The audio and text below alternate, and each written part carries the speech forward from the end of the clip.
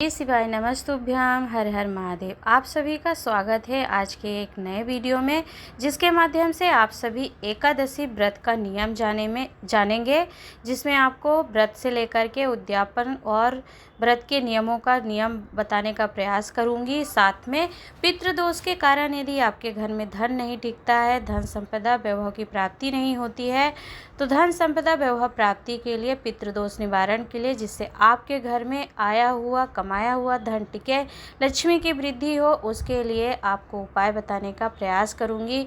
तो वीडियो को अंत तक जरूर सुनिएगा, देखिएगा। उपायों को लेकर, नियमों को लेकर कभी आपके मन में कोई प्रश्न आता है जो आप जानना चाहते हैं, तो कमेंट बॉक्स में कमेंट करके पूछिएगा, हम उसे बताने का प्रयास करेंगे। तो देखिए, एकादशी व्रत सभी वैष्णवजन करते हैं। जो लोग नहीं करते हैं तो भी ठीक है, और जो करते हैं तो भी ठीक है, परंतु नियम को जानना आवश्यक है आपका, क्योंकि कभी आप व्रत रखते हैं तो आपको नियम स्मरण रहेंगे, तो आपको व्रत करने से उसका पूर्ण पुण्य फल प्राप्त होता है और आपको सुखों की प्राप्ति होती है। देखिए, यदि आपको नियमों का स्मरण होता है तो आप व्रत तो बेशक करते हैं, परंतु उसका पूर्ण फल प्राप्त नहीं होता है। और यदि आपको नियम पता होते हैं, स्मरण होता है, तो फिर आपको उस व्रत का पूर्ण फल की प्राप्ति होती है। तो आइए हम एक एक करके सभी नियमों को स्मरण करेंगे। तो देखिए, एकादशी व्रत रखने का जो नियम होता है, तो शास्त्र वर्णन करता है कि जिस दिन एकादशी का व्रत आप रखेंगे, मान लीजिए कि आपको आज एकादशी है और आज व्रत रखना है, तो आपको एक दिन एकादशी व्रत के एक दिन पहले अर्थात 10वीं तिथि को ही तुलसी का दल एक जल में डाल करके या फिर तुलसी का पत्ता ही ग्रहण करके आपको व्रत का संकल्प लेना चाहिए, और आपके मन में, मस्तिष्क में, हृदय में भगवान की भक्ति का संचार हो जाना चाहिए, अर्थात उनके नाम स्मरण में आप डूब जाएं, उन्हीं का नाम आपकी जिह्वा से बार बार स्मरण हो, ऐसा हमारे शास्त्र वर्णन करते हैं। तो आपने तुलसी का दल ले लिया और आपने व्रत का संकल्प ले लिया, और रात्रि में भोजन जो किया है, आपने सात्विक भोजन करना होता है एक दिन पहले, और जिससे आपका व्रत खंडित नहीं हो। एकादशी व्रत जब आप प्रारंभ करें, आपने तुलसी दल लेकर के व्रत का संकल्प लेके व्रत रखने का नियम लिया, और आज एकादशी है मान लीजिए, तो जिस दिन आप एकादशी का व्रत रखेंगे उस दिन आपको अन्न ग्रहण नहीं करना है, केवल फलाहार या फिर दूध को पीकर ही आप उस व्रत को एकादशी करेंगे। और उस दिन आपको गाय के निमित्त, जैसे रोटी निकालते हैं या गाय को दान करते हैं, तो उस दिन आपको गाय को चारा खिला सकते हैं, आप गुड़ दे दीजिए, परंतु अन्न आप स्वयं नहीं ग्रहण कर रहे हैं। तो माँ गौ के स्वरूप में संपूर्ण देवी देवताओं का निवास होता है गौ माता में, तो उनको भी आप अन्न नहीं देंगे और अन्न को ग्रहण नहीं करेंगे, अर्थात फलाहार से ही व्रत करेंगे एकादशी का। और दूसरे दिन अर्थात द्वादशी तिथि को जब एकादशी व्रत का पारण होता है, अर्थात आप व्रत का समापन करते हैं, तो तुलसी दल सर्वप्रथम लेते हैं जल पी करके। कुछ लोग ऐसा नियम लिए हैं कि तुलसी दल लेकर के ही व्रत करते हैं और फिर उसी से खोलते हैं। तो देखिए, तुलसी दल जल लीजिए, वो तो चरणामृत के समान है भगवान के, परंतु जब आप द्वादशी को एकादशी व्रत का पारण करेंगे, अर्थात एकादशी को जब आप छोड़ेंगे, तो उस दिन आपके मुख पर चावल जाना चाहिए, अक्षत अर्थात पहला ग्रासा आपके मुख में चावल जाना चाहिए। उसका क्या कारण है कि चावल क्यों खाया जाता है एकादशी व्रत के पारण के दिन, अर्थात द्वादशी तिथि को, उसको अभी आगे वीडियो में मैं बताऊंगी, परंतु अभी हम नियम जानते हैं। अब जब आप एकादशी का व्रत रखेंगे तो ध्यान रखिएगा, आपने देखा भी होगा कि कभी कभी क्या होता है कि एक दिन एकादशी पहले ही पड़ जाती है और द्वादशी लिप्त होकर के प्रदोष व्रत आ जाता है। तो दो तिथियां ऐसी हो जाती हैं कि बीच बीच में अर्थात मध्याह्न दोपहर के बाद पड़ती हैं, तो उनकी विलुप्ति हो जाती, दो तिथियां एक साथ पड़ जाती हैं। तो आपको स्मरण रखना है कि जब एकादशी तिथि 10वीं युक्त हो, अर्थात मान लीजिए कि कल से 10वीं रात्रि से प्रारंभ हुई और आज दोपहर तक 10वीं है और फिर एकादशी लग रही, तो आज आप एकादशी का व्रत नहीं करेंगे, क्योंकि एकादशी का व्रत 10वीं युक्त है, अर्थात 10वीं तिथि का एकादशी से स्पर्श हो रहा है।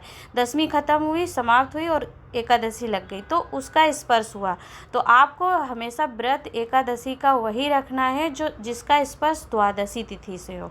मान लीजिए कि एकादशी का प्रारंभ रात्रि से हो गया और 10वीं तिथि रात्रि में समाप्त हुई, और एकादशी का प्रारंभ आज रात्रि से हो गया, तो आपने सुबह ब्रह्म मुहूर्त में स्नान करके एकादशी व्रत लिया, तो यह द्वादशी स्पर्श हो जाएगा। मान लीजिए कि एकादशी आज दोपहर के 12 बजे तक है, फिर दूसरे पहर में क्या होगा कि प्रदोष या द्वादशी लग जाती, तो इस व्रत को करने से यह पूर्ण व्रत माना जाता है और पूर्ण फल की प्राप्ति होती है आपको। क्योंकि दसवीं तिथि से जुड़ी हुई एकादशी जो होती है वो वृद्ध कहलाती है और द्वादशी तिथि से जुड़ी हुई एकादशी पूर्ण कहलाती है, तो पूर्ण फल प्रदान करती है क्योंकि पूर्ण एकादशी है। तो वैष्णवों की जो एकादशी होती है वह द्वादशी से जुड़ी हुई होती है और उसे ही व्रत करना चाहिए, ऐसा आप नियम रखेंगे। अब जो जीव, मान लीजिए कि आपके घर में 5 सदस्य हैं तो सभी लोग एकादशी व्रत नहीं करते, केवल 2 लोग व्रत रखते हैं। तो आपको एकादशी व्रत में इस नियम को हमेशा स्मरण रखना है कि जो व्यक्ति एकादशी व्रत करे तो प्रयास करना है आप कि आपके हाथ से कोई जीव हत्या नहीं हो। जीव हत्या से तात्पर्य है कि यदि आप पोछा लगाएंगे व्रत के दिन और हो सकता है कि कोई चींटी, कोई इल्ली, छोटा सा कॉकरोच या कुछ भी मक्खी ही आपके हाथ से झाड़ू पोछा करते समय उसकी हत्या हो जाती है, तो उसका पाप और दोष आपके माथे पर चढ़ जाता है। जबकि एकादशी संपूर्ण पापों को नष्ट करके आपको वैकुंठ के द्वार प्रदान करती है, वैकुंठ का द्वार खोलती है और आपके पापों को नष्ट करके आपको पुण्य फल प्रदान करती है। क्योंकि एकादशी व्रत जो होता है सबसे बड़ा व्रत माना जाता है, जो कि प्रदोष व्रत जैसे व्रत को भी अगर कोई बल देने वाला होता है तो वो एकादशी ही बल प्रदान करती है। इस बात का आप स्मरण करेंगे। साथ में श्री स्कंद पुराण, शिव महापुराण कथा, ब्रह्मवैवर्त पुराण सभी में एकादशी व्रत का महत्तम वर्णन किया गया है। नियम बताए गए हैं कि एकादशी व्रत का जब आप पहला नियम यह लीजिएगा कि एकादशी जब व्रत रहें उस दिन आपको क्या करना है, आपके हृदय में भक्ति का संचार हो जाना चाहिए। अर्थात एक दिन पहले की रात्रि में आपको ऐसा भोजन ग्रहण करना है जिससे एकादशी का आपका व्रत ना टूटे। मान लीजिए कि एकादशी के एक दिन पहले आप यदि सात्विक नहीं है और फिर आपने व्रत ले लिया, तुलसी दल बेशक आपने ग्रहण किया, परंतु वह आपका व्रत जो होता है खंडित हो जाता है, तो वह व्रत टूट जाता है, फिर उसका फल नहीं मिलता। तो इस बात का स्मरण करेंगे।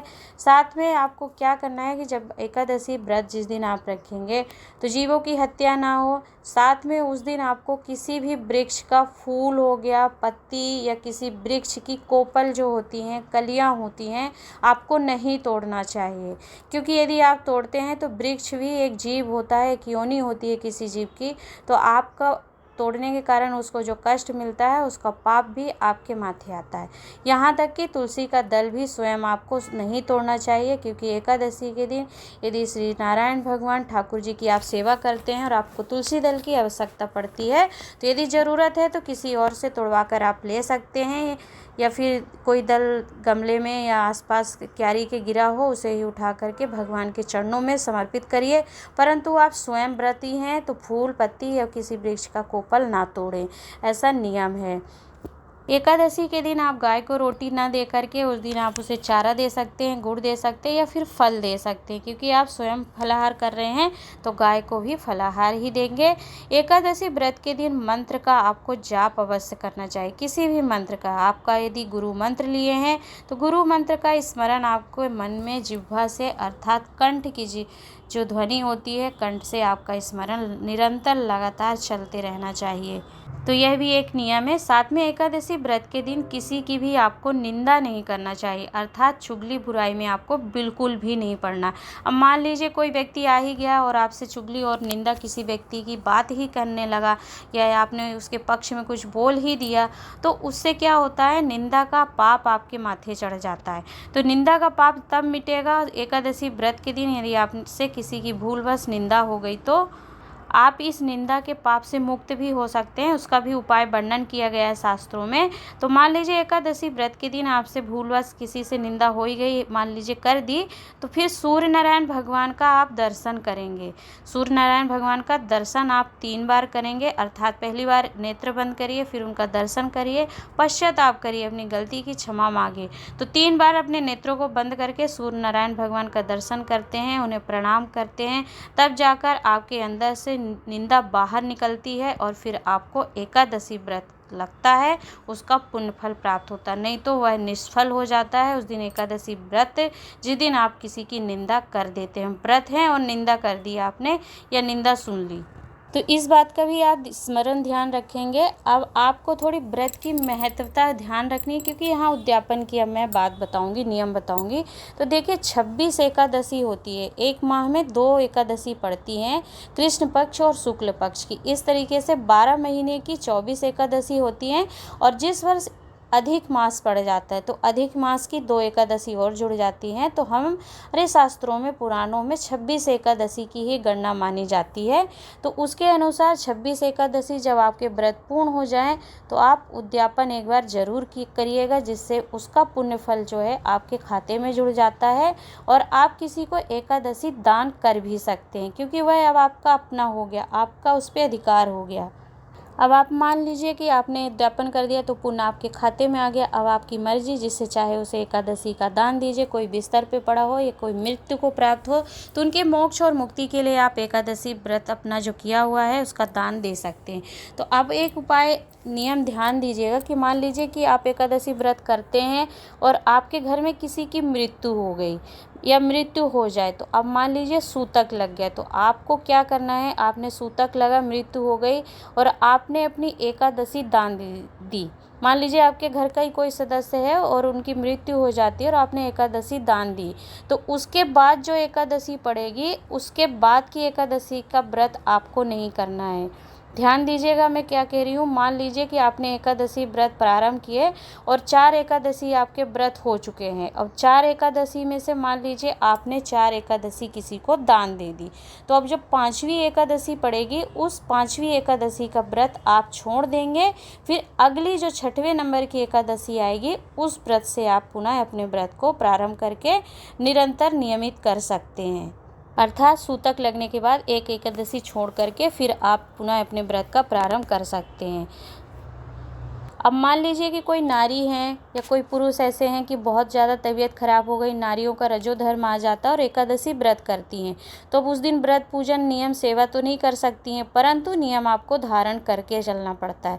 तो एकादशी का नियम है कि उस दिन अन्न ग्रहण नहीं करना चाहिए, चावल नहीं खाना चाहिए। तो देखिए, आप व्रत रखेंगे तब भी नियम चलेगा और व्रत नहीं भी कर रहे हैं तब भी नियम चलेगा। तो जिस दिन आपका एकादशी व्रत ना हो उस दिन अन्न ग्रहण न करें, केवल फलाहार ही करेंगे, तो उसका भी कुछ न कुछ पुण्य फल आपको प्राप्त होता है। वह आपका नियम बना रहता है, टूटता नहीं है। दूध की सामग्री ले सकते हैं आप, फल ग्रहण करके फिर आप उस दिन व्रत करें। व्रत रहेगा आपका, लेकिन वह लगेगा नहीं रजोधर्म के समय पर जो आप व्रत करेंगे। अब इसके उद्यापन की बात करते हैं तो सभी व्रतों में केवल एक एकादशी का व्रत ऐसा होता है जिसमें एक व्रत करके आप व्रत का उद्यापन कर सकते हैं। मान लीजिए कि आपने आज एक एकादशी का व्रत किया, तो अगली जो एकादशी आएगी उसमें आप एक एकादशी का व्रत का उद्यापन कर देंगे। तो फिर वर्ष में जितनी भी एकादशी पड़ती जाएंगी, फिर आप उनका व्रत करते भी जाएंगे और उनका पुण्य भी आपके खाते में जुड़ता जाता है। क्योंकि इसमें नियम शास्त्र वर्णन करते हैं कि ऐसा एकादशी का व्रत है कि आप एक एकादशी व्रत करें और व्रत करके उद्यापन कर दें। ये ज़रूरी नहीं है कि 26 एकादशी आपकी पूर्ण हो तभी आप उद्यापन करें। आप पहली एकादशी में उद्यापन कर लेते हैं तो बीच में जितनी भी पड़ने वाली सभी एकादशी का पुण्य फल जुड़ता जाता है और फिर 26 पूर्ण होने पर भी आप व्रत का उद्यापन कर सकते हैं। दोनों तरह का नियम है, जो आपको श्रेष्ठ लगता है, जिससे आप परिपूर्ण कर पाएँ उसे कर लीजिए। अब एकादशी का उद्यापन जो होता है हर किसी माह में नहीं किया जाता। देखिए, बड़ा महीना जो होता है दिसंबर के बाद से माह अर्थात दिन रात बड़े होने लगते हैं, तो उसके बाद माघ शुक्ल पक्ष की, जो माघ के महीने में शुक्ल पक्ष की जो एकादशी आती है उस पर ही एकादशी व्रत का उद्यापन करना चाहिए। चातुर्मास हो गया, जैसे सावन, भादव, कुआर, कार्तिक में आपको यह जो 4 माह होते हैं इन्हें चातुर्मास कहते हैं। तो इन माह में कभी भी एकादशी व्रत का उद्यापन नहीं करना चाहिए, क्योंकि देवशयनी एकादशी से भगवान विष्णु नारायण शयन मुद्रा में जाते, अर्थात अपना कार्यभार भगवान शंकर को सौंप करके वह सृष्टि का संचालन देकर स्वयं कार्यभार न लेकर के तप मुद्रा में रहते, अर्थात तप साधना करते हैं। तो इस बात का आपको ध्यान रखना है। एकादशी व्रत के उद्यापन में 24 तरह के नैवेद्य अर्थात सामग्री बनाना जरूरी होता है। ध्यान दीजिएगा कि जब एकादशी का आप व्रत का उद्यापन करेंगे तो उस दिन 24 तरह के नैवेद्य आपको सामग्री बनाना ज़रूरी होता है, क्योंकि 24 एकादशी का व्रत आप कर रहे थे तो हर दिन की एक सामग्री आप जोड़ करके आखिरी में जब 24 या 26 एकादशी का उद्यापन करेंगे तो 26 नैवेद्य सामग्री बनाना ज़रूरी होता है। वैसे तो शास्त्रों में वर्णन है कि एक ही चीज़ की 24 तरह की सामग्री आपको बनाना चाहिए। जैसे कि मान लीजिए आपने बेसन ले लिया तो बेसन से ही जुड़ी हुई 24 सामग्री आपको नैवेद्य बनाना चाहिए, क्योंकि जगन्नाथ में भगवान को जिस दिन जिस सामग्री का भोग लगता है तो उनको 56 भोग भी उसी, जैसे बेसन का यदि कुछ कढ़ी बना दिया गया तो फिर बेसन से ही मुगौड़ी बनेगी, बेसन का ही उनको खून में बनाया जाएगा, बेसन के ही लड्डू, तो 56 तरह की सामग्री पूरी बेसन से ही बनाई जाती। ऐसे शास्त्रों में नियम वर्णन मिलता है, तो इस नियम का भी आप ध्यान रखेंगे और सुंदर सा मंडप आदि बना करके फिर किसी ब्राह्मण से आप पूजा करवाएंगे। और एकादशी के दिन आपको हवन करेंगे आप। अब एकादशी का जब उद्यापन आप कर रहे हैं ना तो हवन तो ब्राह्मण से पूजन करवाएंगे, हवन करेंगे, परंतु एकादशी के दिन ही आपको हवन नहीं करना है, द्वादशी तिथि पर आपको हवन करना है। एकादशी का उद्यापन द्वादशी पर ही होता है, अर्थात उस एकादशी का व्रत आप रखेंगे और जिन दिन पारण होगा द्वादशी का उस दिन आप इसका उद्यापन करेंगे। द्वादशी तिथि पर ही आपका पारण भी होगा और उद्यापन के दिन हवन होगा, पूजन होगा, तो ऐसा नियम है। और साथ में 26 ब्राह्मण को दान दक्षिणा दे करके उन्हें भोजन कराया जाता है और ब्राह्मण के साथ ब्राह्मणी अर्थात जोड़े से बुला करके 26 ब्राह्मण का भोजन कराया जाता है। ऐसे हमारे शास्त्रों में एकादशी व्रत के नियम कुछ वर्णन किए गए हैं। और जब आप उद्यापन करेंगे तो एकादशी और द्वादशी दोनों दिन आपको जागरण करना होता है। जागरण से मतलब है कि थोड़ा न थोड़ा भगवान का स्मरण करना चाहिए, भजन करना चाहिए, वह जागरण कहलाता है। और ब्राह्मण को दान दक्षिणा द्वादशी तिथि को दे करके आप विदा करें, उन्हें प्रणाम करें।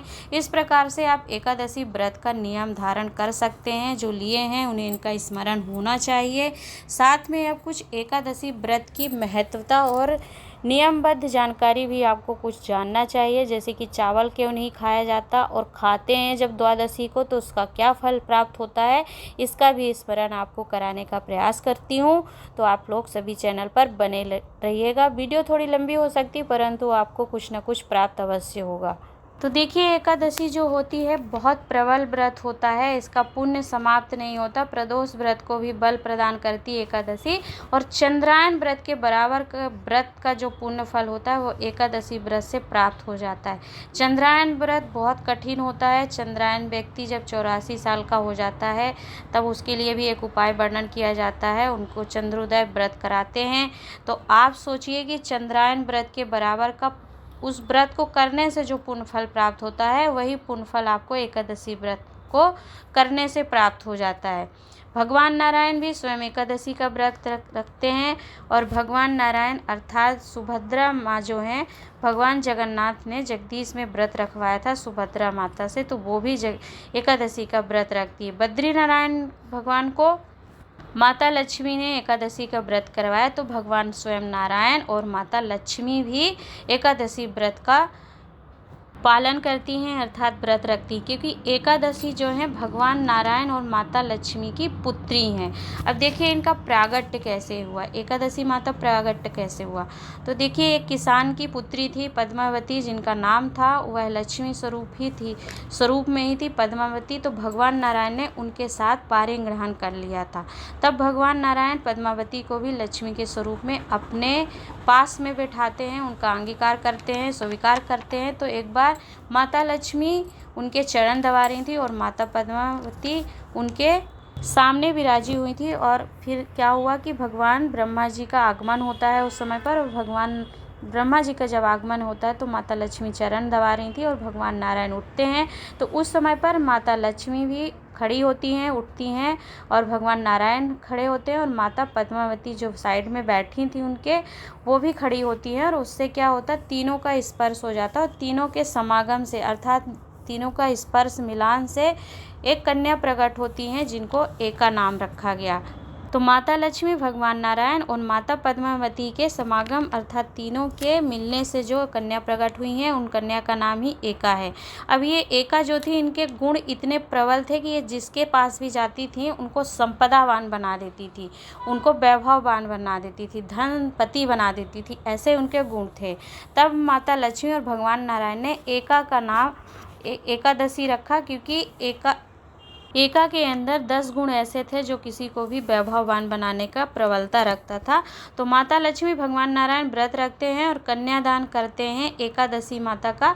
तो इसीलिए एकादशी का व्रत स्वयं लक्ष्मी और नारायण करते हैं। इसलिए संसारिक मनुष्य के लिए भगवान से माता पद्मा वर मांगती हैं कि हे प्रभु, अगर मेरा विवाह करना चाहते हैं आप तो एक वर मुझे दे दीजिए कि जो संसारिक मनुष्य माह के अंदर 2 एकादशी का पुण्य ग्रहण करते अर्थात व्रत करते हैं तो उनके लिए वैकुंठ का द्वार खोल दूं, ऐसी मुझ पर कृपा करिए।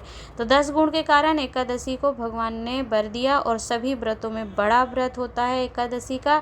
एकादशी का दान जो होता है जीते जी करना चाहिए। किसी को आवश्यकता हो, कोई बिस्तर पर पड़ा हो, उसे अपनी करी हुई एकादशी का दान देना चाहिए, जिससे वो मरा हुआ जीव मुक्त हो जाए और उसके लिए वैकुंठ के द्वार खुलें और एकादशी माता उसे मोक्ष और मुक्ति के साथ वैकुंठ में निवास प्रदान करें। तो यह महिमा होती है, यह नियम होते हैं एकादशी व्रत के। अब देखिए, प्रश्न आया था कि एकादशी के दिन चावल क्यों नहीं खाना चाहिए, अन्न ग्रहण क्यों नहीं खाना चाहिए। तो गरुड़ पुराण में लिखा है कि द्वादशी के दिन चावल खाना चाहिए पारण करते समय। एकादशी का जब आप पारण करें तब आप चावल खाएंगे। कारण उसका है, तो देखिए एकादशी के दिन क्या होता है, हमारे संसार लोक में जितने भी पाप होता है, समझ लीजिए कि सृष्टि में जितना भी पाप विद्यमान होता है वो संपूर्ण पाप चावल के अंदर विराजमान होता है। तो यदि उस दिन आप चावल ग्रहण करते हैं तो वो संपूर्ण पाप जो होता है आपके अंदर समाहित हो जाता है। फिर आप चाहे कोई व्रत कर लो, चाहे कितना ही पुण्य कर लो, उस व्रत के प्रभाव से आपका हुआ है पाप समाप्त नहीं हो पाता है। ऐसी नियम पद्धति है कि जब कोई जीवात्मा चला जाता है तो 18वें दिन उसे धान के खेत में पटका जाता है और यदि उस व्यक्ति को धान के खेत में पटका गया और अब उसे यदि कोई चिड़िया खाएगी तो चिड़िया ने उस धान के खेत में इतना पाप होता है कि उसे जो भी खाता है अर्थात उस चावल को, धान को, जो व्यक्ति, चिड़िया खाती है तो चिड़िया के रूप में जन्म लेती है, मनुष्य खाता है तो मनुष्य रूप में जन्म लेता है। तो इसीलिए उस दिन चावल वर्जित होता है खाना। तो गरुड़ पुराण में लिखा है कि जब द्वादशी को चावल हम नहीं खाते हैं और एकादशी को जब हम व्रत रखते हैं और चावल नहीं खाते हैं और द्वादशी को पारण के दिन जब चावल खाते हैं तो चावल के जितने भी दाने आपके जाते हैं मुख में, तो जितने दाने जाएंगे, मान लीजिए कि 20-25 या मुट्ठी में 100 दाने गए तो 100 जीव तर जाते हैं। 100 जीव तर जाते हैं, उनको एकादशी का भाग मिल जाता है, फिर उनका जन्म नहीं होता क्योंकि आपने पुण्यदायी एकादशी का व्रत किया होता है। तो जो जितने चावल आप ग्रहण करते हैं द्वादशी पर, उन चावलों को एकादशी का पुण्य फल प्राप्त होता है और वो भी तर जाते हैं। तो इतना महान और मोक्ष को प्रदान करने वाला एकादशी व्रत होता है। इसीलिए द्वादशी को एक ग्रासा पहला जब आप खाएंगे तो चावल ज़रूर खाना चाहिए, ऐसा हमारे शास्त्रों में वर्णन है। अब कुछ लोगों का प्रश्न होता है कि एकादशी के दिन हम चावल खाते भी नहीं हैं, छूते भी नहीं हैं, तो क्या भगवान को हमें पूजन में चावल स्पर्श कराना चाहिए अर्थात समर्पित करना चाहिए? क्योंकि चावल क्या है, अक्षत है। आप कोई पूजन करते हैं, विधान करते हैं और उसमें अक्षत समर्पित करने का मतलब होता है कि आपने जो पूजा करा, जो व्रत करा, वो आपका अक्षय हो। तो देखिए, पूज्य गुरुदेव के व्यासपीठ पर भी एक बार यह प्रश्न गया था, तो उनके माध्यम से पूज्य गुरुदेव ने वर्णन किया था कि हम संसारिक मनुष्य हैं, हमारे इतने पुण्य प्रबल नहीं होते कि हम चावल का जो पाप होता है उसे सहन कर पाएँ, परंतु देवताओं के लिए और दैवी शक्तियाँ हैं, उनके लिए यह नियम नहीं बनाए गए हैं कि एकादशी के दिन उन्हें चावल समर्पित नहीं करना चाहिए। तो देखिए, यदि आप पूजा पाठ करते, अब स्पर्श ही नहीं करते आप, तो अलग बात है कि फिर आप चावल ना समर्पित करें, परंतु यदि आप स्पर्श कर लेते हैं, सिर्फ ग्रहण नहीं करते हैं एकादशी के दिन चावल को, तो फिर आप भगवान को समर्पित कर सकते।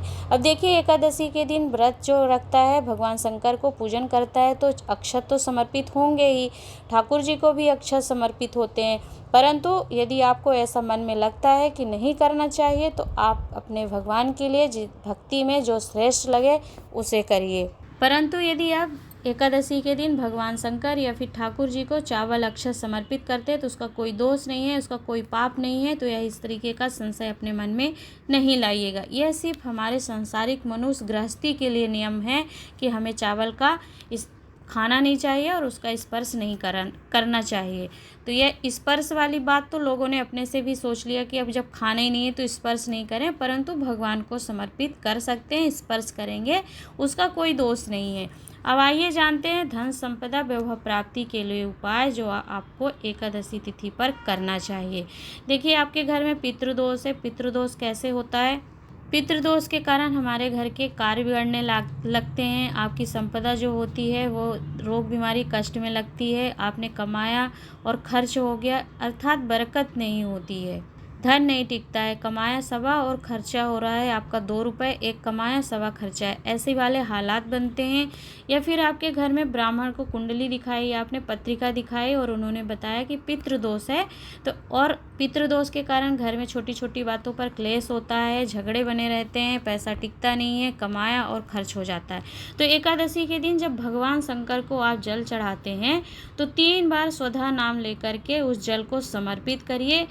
तो उससे आपके घर में धन संपदा वैभव बनने लगता है, टिकने लगता है, पितृदोष से मुक्ति प्राप्त हो जाती है और पितृदोष समाप्त होता है। पितृ तृप्त होते हैं उस जल से जब आप स्वधा नाम का स्मरण करके शंकर भगवान को जल चढ़ाएंगे, क्योंकि स्वधा नाम से ही पितरों को भाग प्राप्त होता है। जैसे स्वाहा बोलते हैं, अग्नि में हम अग्निहोत्र करते हैं तो हमारे देवताओं को प्राप्त होता है। उसी तरीके से अगर शिवलिंग पर आप एकादशी के दिन स्वधा नाम का स्मरण करके जल समर्पित करते हैं तो उससे हमारे पितृ को मोक्ष प्राप्ति होती है, तृप्त होते हैं और उन्हें एकादशी का भाग भी प्राप्त होता है। क्योंकि एकादशी आप व्रत होते हैं, फिर उनके निमित्त स्वधा नाम के स्मरण से जल समर्पित करेंगे तो संपूर्ण पितृदोष समाप्त होता है। ऐसा ब्रह्म वैवर्त पुराण के प्रकृति खंड में ब्रह्मा जी ने स्वधा स्त्रोत और स्वधा नाम का स्मरण बताया है।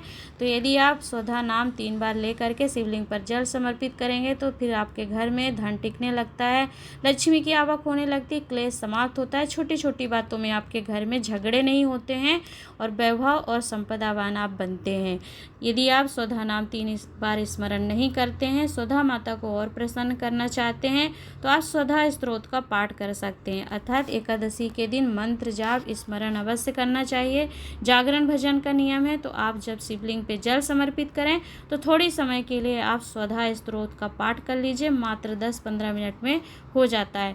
चैनल पर स्वधा स्त्रोत का भी वर्णन किया गया है, तो आप वीडियो को देखकर सुनकर समझ लीजिएगा। आशा करती हूँ कि एकादशी व्रत के नियम और संपदा वैभव प्राप्ति के लिए जो उपाय एकादशी का वर्णन किया है आपको समझ में आया होगा, कुछ संशय नहीं होगा।